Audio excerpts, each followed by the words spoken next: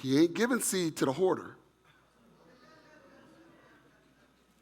He ain't giving seed to the keeper.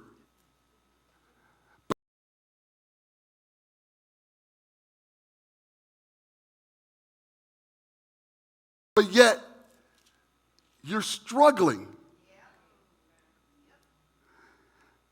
I hear people say all the time, I hear people say on several occasions, I can't afford to tithe. And I look at them and say, you can't afford not to tithe. You need to get seed in the ground to harvest.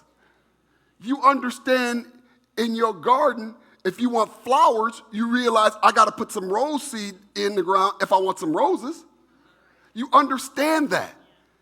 So why don't so many people comprehend the concept of if I don't put money seed in the place where he told me to sow? Starting at verse 14. This is God dealing with how he looks at your sowing. And he says it like this. For the kingdom of God, or the kingdom of heaven, is like a man traveling to a far country who called his own servants and delivered his goods to them. And to one he gave 5 talents, to the other he gave 2, and to another he gave 1.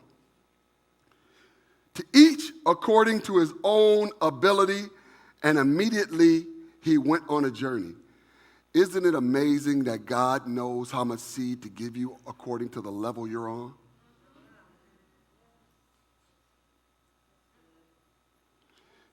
Verse 16 says, and then he who had received the 5 talents went and traded them and made another 5 talents.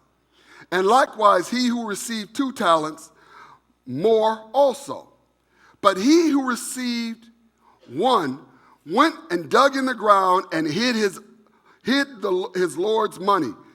Now, for those of you who say, well, he's talking about talents. Well, he just fixed what he was saying. He's talking about money. He just said, no, the Lord's money. What I'm giving you to multiply, to bring me a harvest from is the Lord's money.